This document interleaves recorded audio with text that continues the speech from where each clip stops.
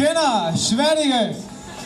Velkommen til vores sidste motorshow til Landskrona Karneval. Mit navn er Peter Weiss, og det er min kompis Morten Andersen, som er med til at køre showet her i dag. Som I kan se, så har jeg sådan en slynge rundt om armen. Jeg brækkede mit nøgleben, hedder det vist på svensk, for 6 uger siden, og i går blev jeg opereret i Danmark. Så jeg er høj på morfin og prøver at lave et godt show til jer, selvom jeg ikke er helt frisk. Okay, showet I skal se her, det er et trial-show, og det er et show omkring balance og kontrol. Der er noget action, der er noget drama, og trial det går ud på at køre perfekt og præcist. Og man må ikke røre jorden med fødderne, når man kører trial. Er det ikke rigtigt, Morten? Morten har kørt trial siden han var 11 år gammel. Han er 19 nu, så han har 8 års erfaring og er en af Danmarks allerbedste trialkører.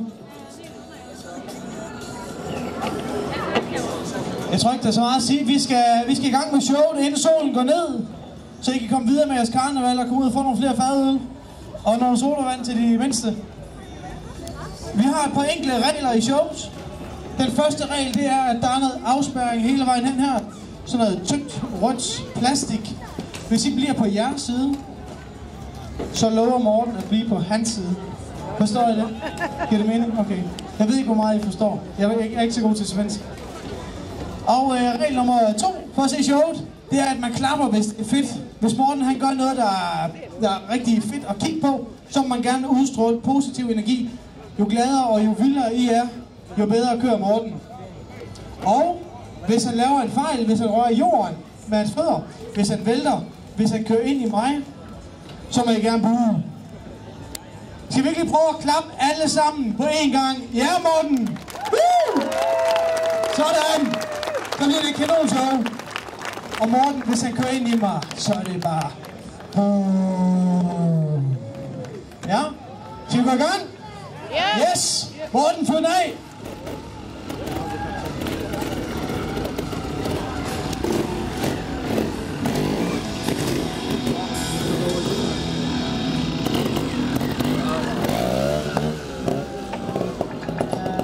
Det her det er jo et show i balance. Et stunt-show, som Morten har faktisk lavet rigtig mange shows. Han er lige begyndt at lave shows sammen med mig, efter jeg kom til skade. Morten har lavet rigtig mange shows førhen. Meget, meget dygtig kører. Lige for tiden ligger Morten nummer 3 i det danske mesterskab i den bedste eliteklasse. Han har lige været i Norge og kører en Tævling. Til et eller andet.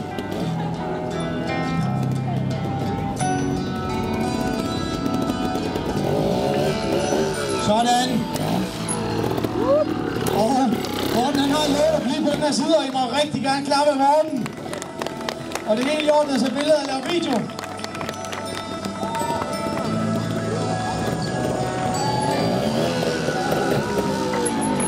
Ja, Morten.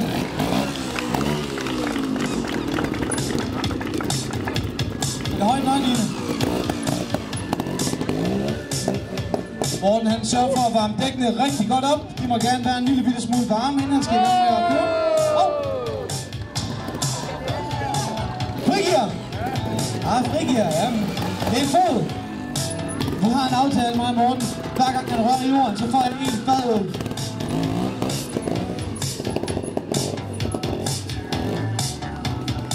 Ja, det er i orden. Der må gerne klappes. Tak skal I have.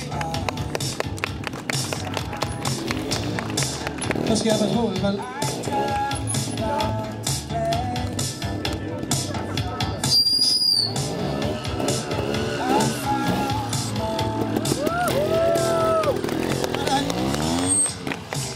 Det var altså ikke det, man normalt gør til trial.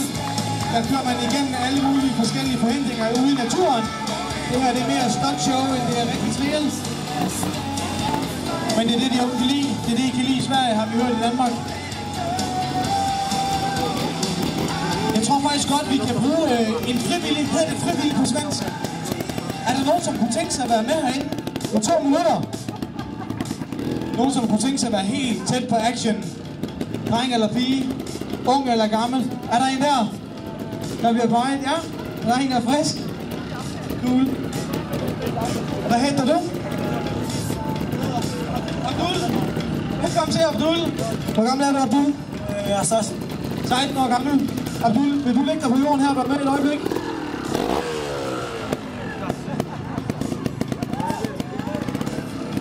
Okay, giv lige Abdul en hånd. Værsgo og læg dig ned på det. Dejligt. På ryggen. Er sådan her? Er det godt? Ja?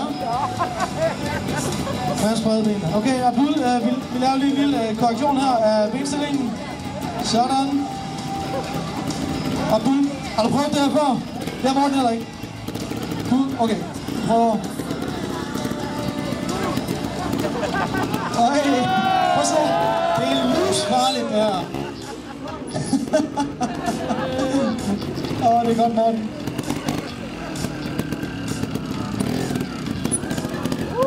Det lykkes hver anden gang for Morten, det her.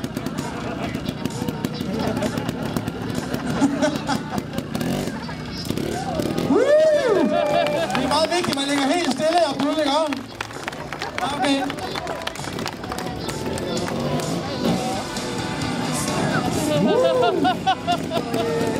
Abdul på 16 år.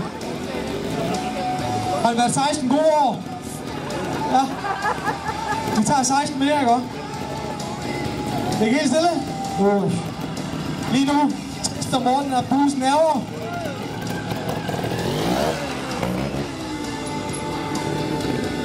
Morten, han er slet ikke færdig med dig.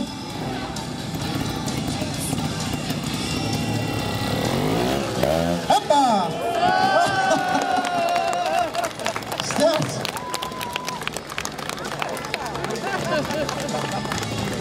Har vi et hop med i posen. Vi ligger helt stille, Abdul. Så når du også resten af karnevalet. Hop! Abdul.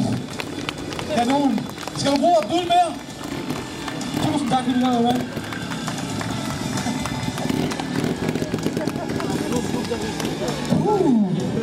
Det var heldigt. I går var jeg nede og ligge, der var ikke nogen der ture. Der var det i forgårs. Nå Morten, hvad kan du? Sådan. Jeg tror Morten han skal vise, hvordan man kører op på de her forskellige niveauer. Man kan gøre det på rigtig mange forskellige måder.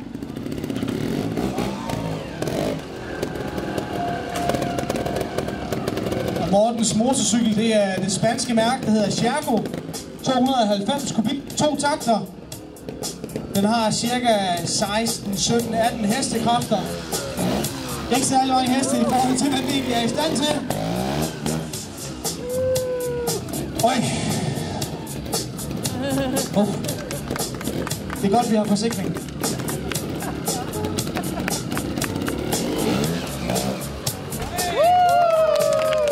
Nice one, Morten.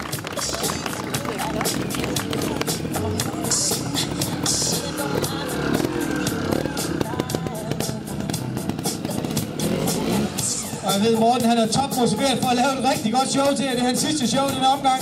Det er det 5. og sidste show til det her karneval. Og på torsdag har vi et show på Vestkysten i Danmark.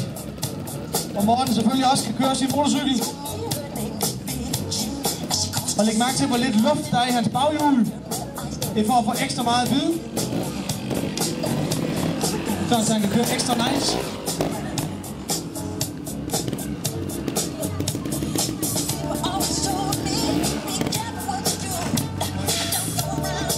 Ja. Ingen fadøl som mig nu.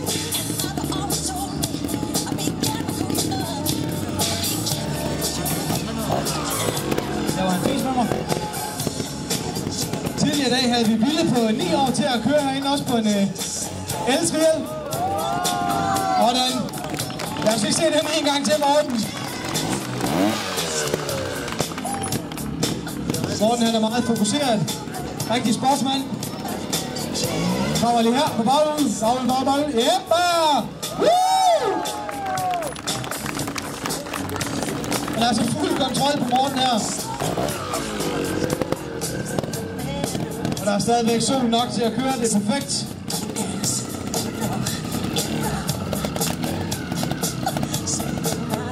Så tilbage tilbage til Danmark, ikke? Ja, sådan. Det er det, der hedder stigen. Det er vigtigt lige at kontrollere, at den er, som den skal være. Jeg ved, Morten han kan hoppe hele vejen herop i et forsøg.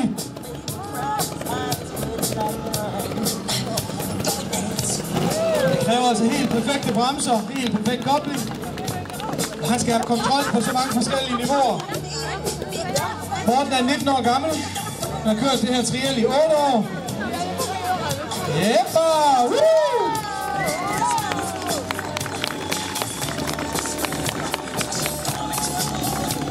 Morten er helt klart Danmarks kommende Danmarksmester. Han har store ambitioner og kører på landsholdet.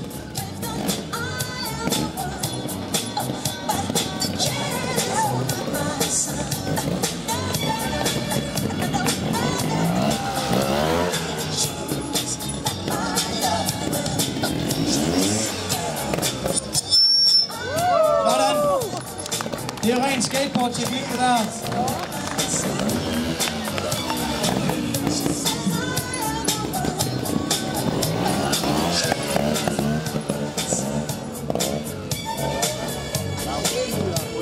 Du kan ikke se, om han rører jorden længere.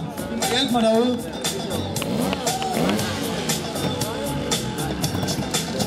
Skal vi få noget ild i den Tjerko der?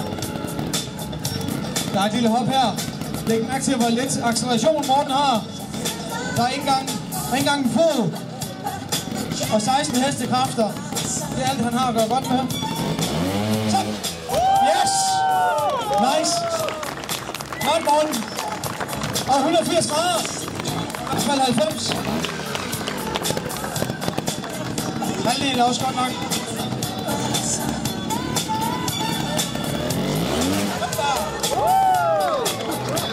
Og jeg tror, der kommer 180 graders vending her fra Morten. Og den var der. Og op igen, og så hopper Morten på baghjulet. Hop, 1, 2, 3, 4, 5, 6 og 7 hop på baghjulet. Morten er helt klart Danmarks bedste tekniske kører. Han kan nogle rigtig fede ting.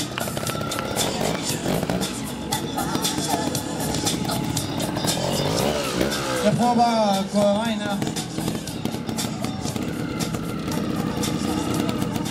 Jeg synes simpelthen, Morten er i gang med her. Fuld kontrol. Yep. Sådan.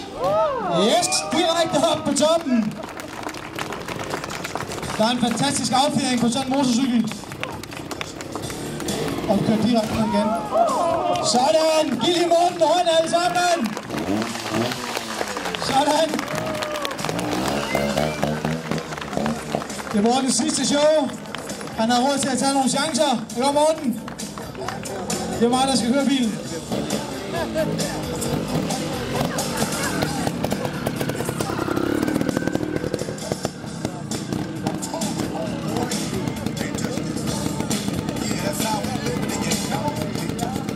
Nogle gange skal man lige stoppe for hvert. Her. Og så stopper stille. Holder balancen. Ja, det er det Morten, han er rigtig, rigtig god til. Det tror jeg, han er den bedste i Danmark til, faktisk. Og yep, sådan. Lige akkurat op på toppen. Hverken for meget eller for lidt. Og jeg ved, han sætter pris på, at I klapper og glade. Positiv energi. Push. Nu skal jeg væk. Han går efter manden. Og husk, I alle sammen velkommen til at komme ind og snakke med Morten bagefter. Han sidder her på læderstolen og skriver autografer, sælger t-shirts for 100 kroner og fortæller om sporten. I er velkommen til at komme og snakke med ham. Den t-shirt, han kører i, kan også købes. Lidt svedig måske. Hvad har du til os, Morten? Og skal du hen nu? Hop! Sådan! Og så tæt er han altså på skiltet heroppe. Og han kan vende deroppe også. Stærkt. Og Morten, han sidder fast deroppe nu. Hvad gør man så? Han vipper lidt. Ej, Morten. Hvad sker der? Laver han ballade? Skal du have spark? Hej. Nå, jeg vil gerne have hjulpet ham. Ej, hvor starter Morten. Du er dyrt bekendtskab.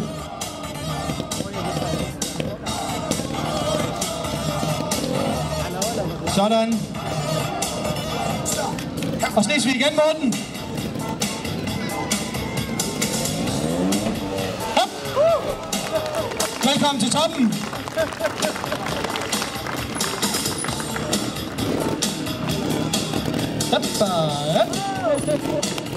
Morten er også en af de største kører, vi har i Danmark. Altså ikke kilomæssigt, men højdemæssigt. Han er en stor dreng. Med en stor tilstedeværelse. Han er fuldstændig uopslidelig, mand.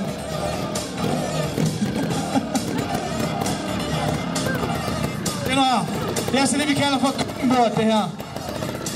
Morten, han kan komme op på køkkenbordet på mange forskellige måder. Sådan. Og ingen berøring af jorden.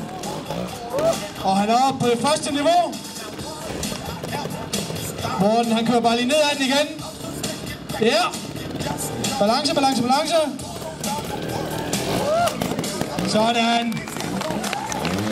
Og jeg ved, Morten, han kan komme op på det køkkenbord på en rigtig fed måde. Det er et spørgsmål, om han lige har energien og overskud til det.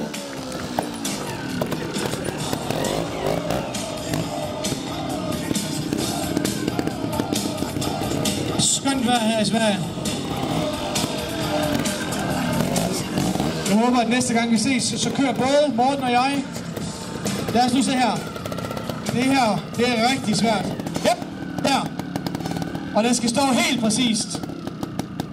Og der må I rigtig gerne klappe med på den her.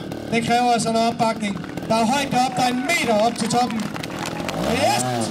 Sådan! Yes, Morten. Skal vi videre? Vi kører til toppen. Ja. Sådan! Nice! Skal det godt, Morten? Hoppa! Lækkert! Og båndet går bare i stykker. Sådan.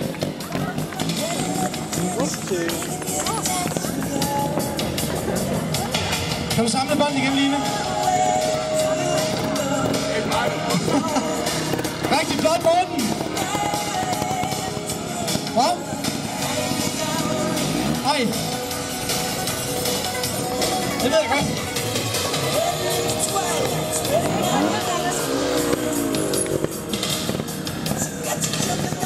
Så har vi det, vi kalder stream, hvor Morten også kan køre uhyggeligt tæt på, før han egentlig lægger acceleration i. Og jeg ved, at han hopper helt op til mig. Normalt rammer han mig ikke. Kom her! Yes! Ingen problem for Morten.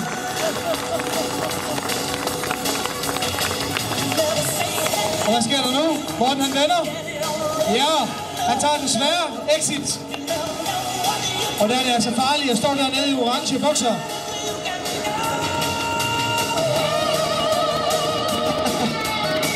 Hoppa!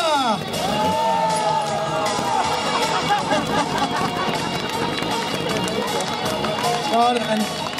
Det har altid været farligt at stå i orange bukser til stuntshows.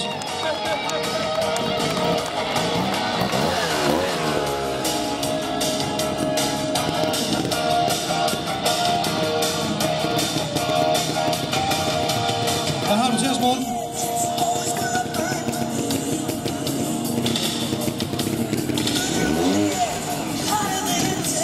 Sådan. Det er det, vi kalder trappen. Absolut en af de sværeste ting.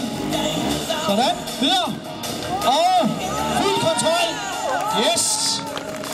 Ikke et sted, man skal lave fejl, fordi der er ikke nogen steder, man kan træde ud. Man træder lige ud i luften, hvis man laver en fejl. Jeppa. Fedt.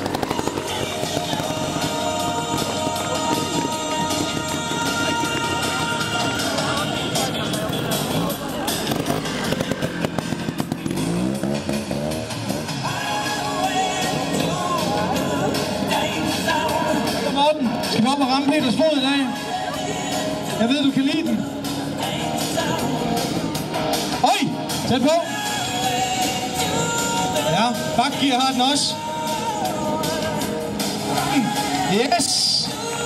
Sådan.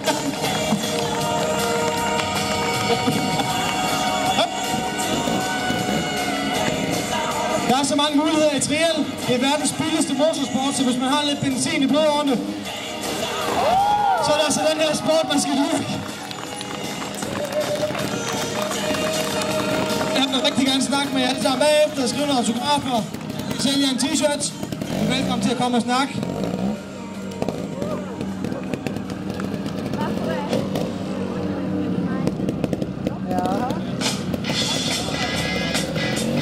Til Frejlet.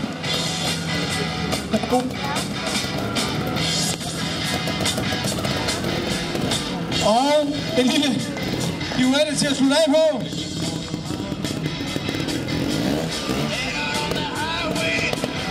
Så pas på, når Morten her kommer.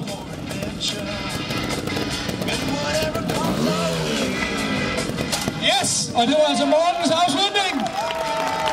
Tusind tak, fordi I kom og så showet. Ha' en fantastisk karneval, en rigtig dejlig weekend, og forhåbentlig på gensyn næste år eller et andet godt sted i Skandinavien. Tusind tak. Tak skal I have. Tak, Morten. Ja, tak.